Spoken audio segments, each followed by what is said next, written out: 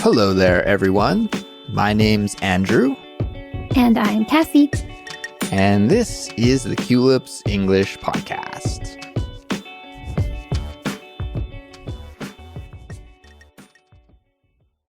Hey there, Culips community. You're listening to Simplified Speech, the Culips series, which features clear, natural, and easy to understand conversations in English about interesting topics. Today, helping me with this episode is my co-host, Kassy. Hey there, Kassy. Hey, Andrew. And hey, listeners. Greetings from Thailand. Yeah, greetings from Thailand. Kassy, I'm so glad to hear that you arrived in Thailand safe and sound.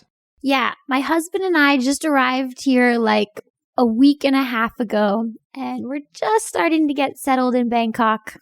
Yeah, that's great. And I thought that we could dedicate this episode to hear about what your first impressions of Thailand are like. I'm so curious to hear some of your stories about this new adventure that you're on.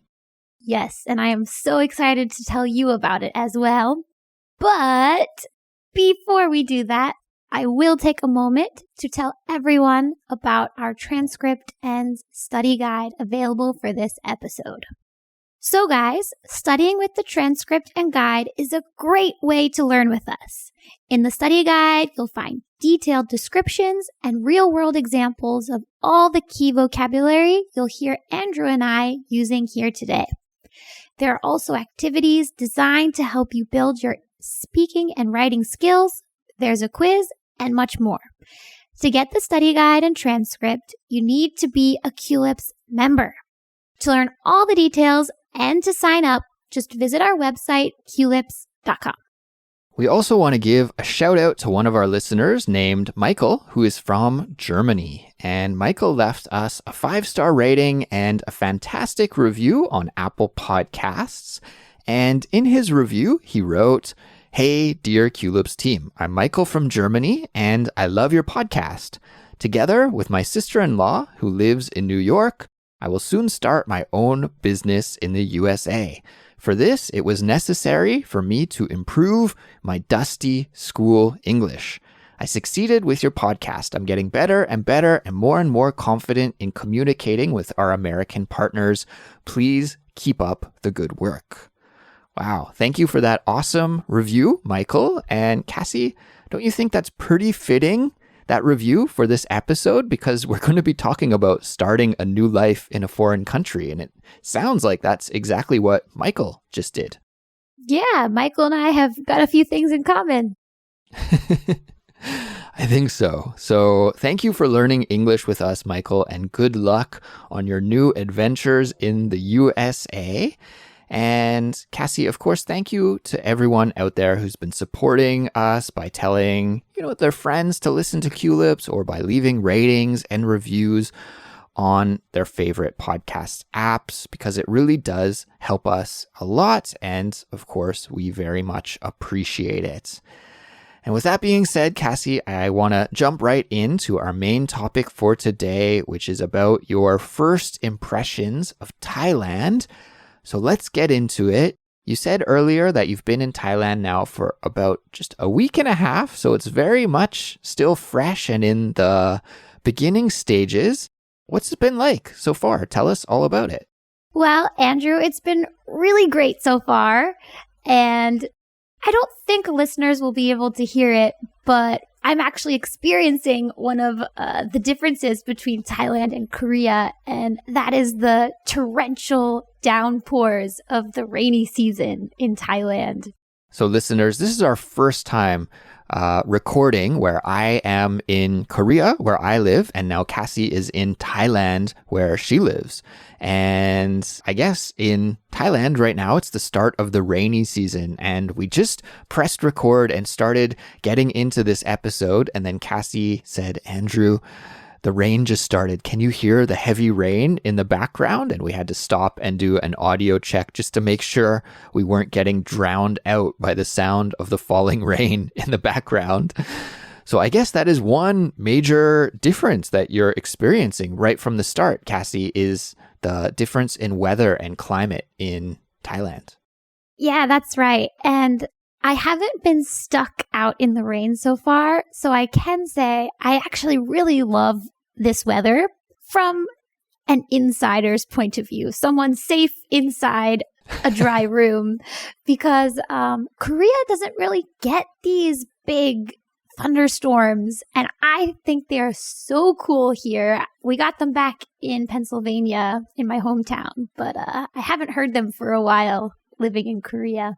Yeah, we do get heavy rain. There is, I would say, short rainy season in Korea, and the rain does fall very intensely during that period, but it's not very often that you hear thunder or see lightning. I'd say like only a couple days a year, really. It's quite rare in Korea.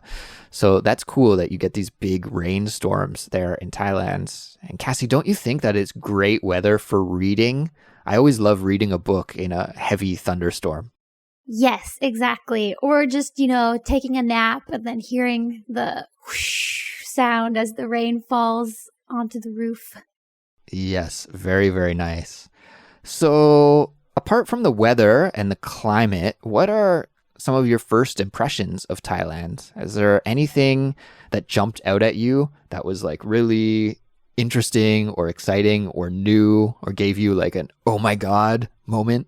Yes. So I don't know if I was being reckless, but I really didn't research Thailand much at all before I came here. I was like, you know what?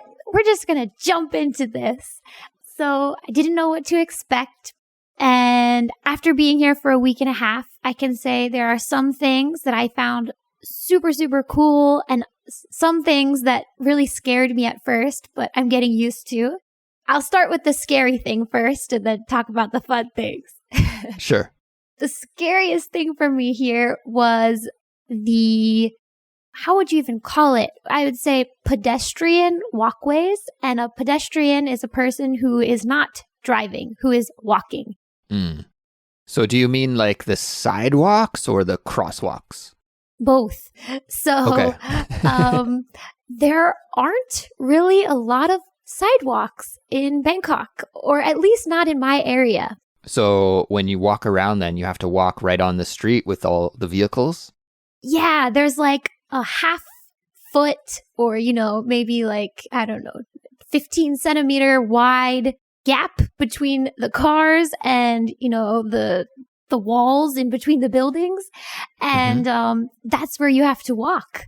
And the motorbikes are like zooming by inches from my elbow. And I was terrified at first. But I saw like all of my co-teachers and little middle schoolers just walking right next to all these cars. And I'm like, I'm being ridiculous. If everybody else can do it, so can I.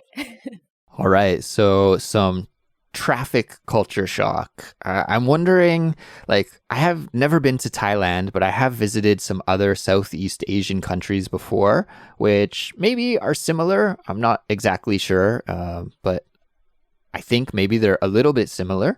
And I always noticed, like, when traveling in countries like Vietnam, for example, which is maybe my closest point of reference, crossing the road can be really nerve-wracking for people who haven't experienced that kind of traffic before, where you have lots of vehicles. It seems at first, from our Western perspective, it seems kind of chaotic, like there's no system. After you spend some time in that place, you notice, oh, there's a system. It's just different than what I'm used to. But crossing the road when there's no crosswalks and no stoplights can be harrowing at first. Is that what it's like in Thailand too? Do you just sort of have to cross and be confident and get everybody to drive around you instead of stop for you? Yeah, there are some crosswalks and things like that, but there aren't really red lights. So everybody's still moving all around you. So yes, confidence is key. If you just get your head out there and start going, then you'll make it through, hopefully. So far, so good, right? Yes. And Kassy, you are also going to share with us a funny story or something? No, just good stories. Before coming to Thailand, so many people told us Thai food. It's so delicious. It's amazing. The best part about Thailand is the food.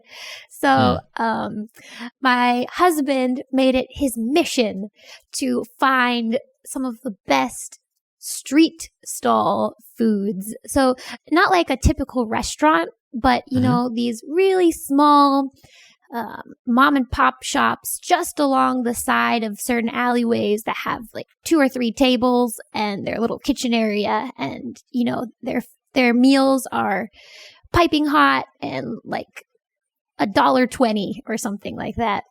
Mm-hmm. And have you had some good culinary experiences that way? We have, yeah. We found 2 or 3 spots we really love. For Thai listeners out there, sorry, I don't remember the names of any of the foods yet.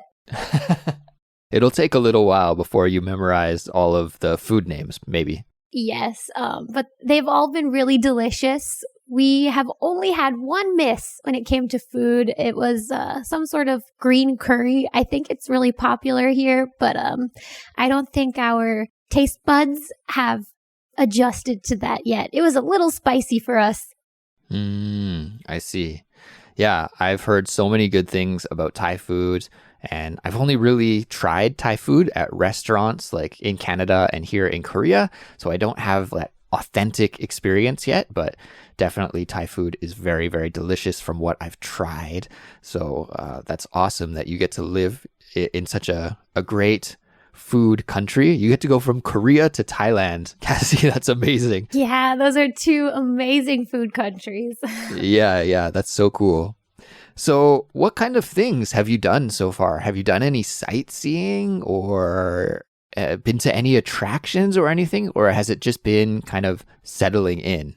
We have done a little bit of sightseeing, and we always combined it with a mission for our everyday life. So, for example, we wanted to go check out, again, I might be butchering this pronunciation, the Chatuchak market. I think that's how you call it. It's a really huge open market. Okay.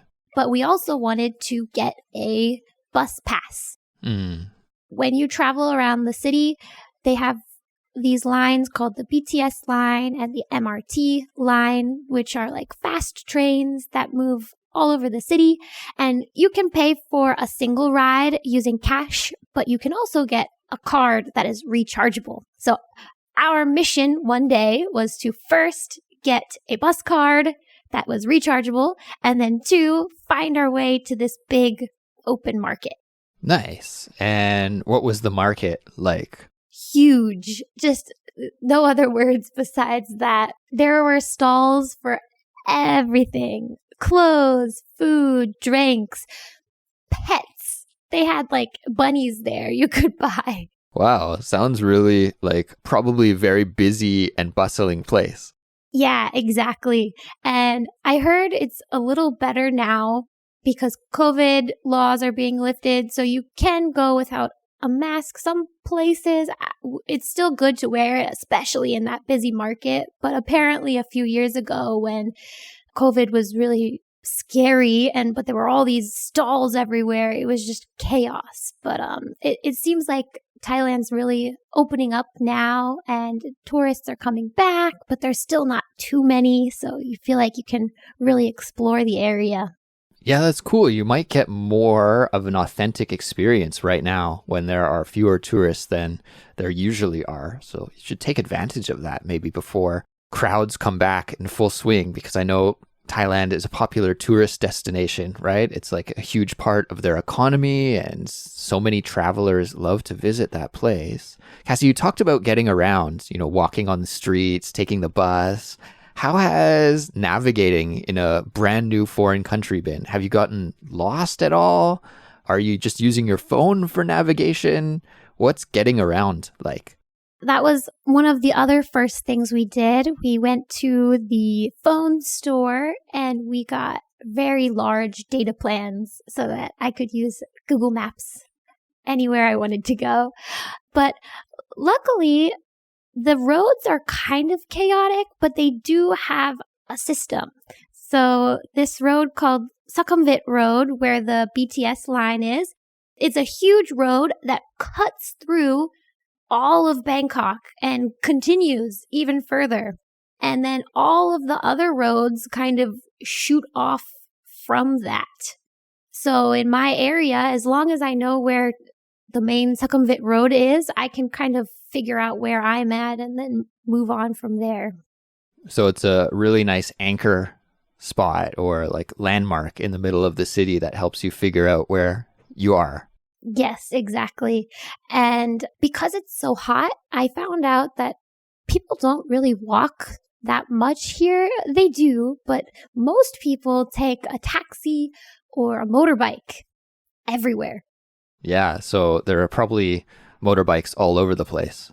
Yes, I have not ridden one yet, but my husband has ridden one a couple of times. Oh, really? Already? Yes. Yeah, so they're motorbike taxis. So one driver rides on the front and then he'll ride on the back and he'll hold like this bar that's in the back of the seat. Oh, okay. I see what you mean. Yeah, I've done that before as well. The motorbike taxis, they're pretty fun. So, Kassy, I imagine there's got to be some kind of like culture shock moment for you. I know you've only been there for a week and a half, but there's got to be something that you're like, oh my God, wow, that's wild. Like, that's so different from my home culture, or that's so different from Korean culture. Has there been anything shocking or surprising to you apart from the traffic? It kind of goes hand in hand with the traffic. A lot of streets in my area are cut off by gates. Like, there are gate guards everywhere. Interesting. Yeah, I don't know if it's because my area is pretty expat heavy, so there's a lot of high-rise condos with very expensive price tags, and the people who live there want to have a safety first kind of policy. So a lot of these condos are guarded by security guards, and a lot of the back streets that they are located on, in order to enter those back streets, you need a pass on your car or something. So I found that very interesting. The guards are very friendly towards pedestrians. We can just walk on through usually. Thank goodness, because I don't speak any Thai. And sometimes I get up to a gate and I'm like, I hope they don't talk to me. So that's another thing that I wanted to ask you about, actually, and maybe we'll wrap up with this question, is what's communication like? You said you don't speak any Thai yet, which is totally natural, only being there for a week and a half. Do Thai people speak English in your experience? Are you able to talk to them in English, or is it mostly just body language at this point? Yes, a lot of people speak English, and even if it's not perfect, they try their best. Everybody's been super duper duper nice to us. We haven't had any bad experiences with that. And I actually feel sad I can't speak it more. My mission is to learn at least a kind of a advanced beginner level of Thai. Yeah, well, it will take a little bit of time, but I'm sure you'll get there. And I think it always does go a long way to be able to speak some of the local language, even if you can't speak it fluently, right? Even when I travel, I always like to try and learn like hello and thank you, just to throw it out there. And putting in a little bit of effort goes a long way, I think. But that's great to hear that you haven't had any negative experiences with the people or any kind of communication issues so far. That's great. Yeah, there is one more thing I'll add. This is kind of a funny anecdote. One, we've actually come across a bunch of Korean speakers in Thailand. Oh, yeah? Yeah, every time I hear them, I'll hear like a sentence of Korean, and I'll go, oh, there's one. Oh, there's one. Oh, there's one. Isn't that weird how that happens? That happens to me when I'm abroad as well. Like, I'll be back home in Canada and then suddenly I hear Korean, and it's like, it's weird when that happens because compared to other foreign languages, it just stands out and it's like, oh, I understand what you're saying. It's very strange. Yes, that's true. And then also, my husband, his skin is a little bit darker than the average Korean, I would say. And we were surprised by this. A lot of Thai people look kind of similar to Koreans, and their haircuts are kind of similar, but a lot of their skin is more of my husband's skin tone. So a lot of times when we go out, they see me and they're like, oh, yep, foreigner. She doesn't know anything. And then they turn to him and start speaking Thai. And he's like, I have no idea what you're saying. I know what that feeling is like because I have some Korean American friends who don't speak Korean very well. And I also have some friends who were born in Korea but adopted out to the USA as babies and have come back as adults. And these friends don't speak Korean very well, but ethnically they are 100% Korean. So of course they look Korean. And when we go out to restaurants or something, I actually speak Korean better than them, but they get all the attention because the staff sees me and it's like automatic foreigner. I'll just talk to the Korean person. And yeah, it creates some awkward experiences sometimes. That's funny. I'm sure your husband's a little bit panicked in those situations. He takes it in stride. I have been so surprised at how well he's adjusted, but he's like, oh yeah, I love this place. Even one day when we move back to Korea, I want to bring my future kids here so they can experience Thailand too. Ah, that's awesome. Well, I'm happy to hear that you guys are settling in all right. And I'm sure you'll have many more stories for us and a lot more to share in the future. And we'll keep coming back to you for more sources of entertainment and fun stories, Kassy, going forward. Sounds great.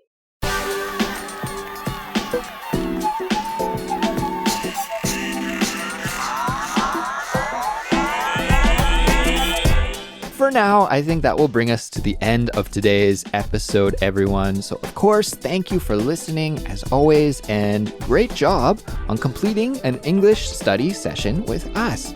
And of course, we would love you to add to the conversation. So now it's your turn, and maybe you have something to share with us about a visit that you've taken to Thailand before, or maybe even you have a question for Kassy about what it's like to live in Thailand.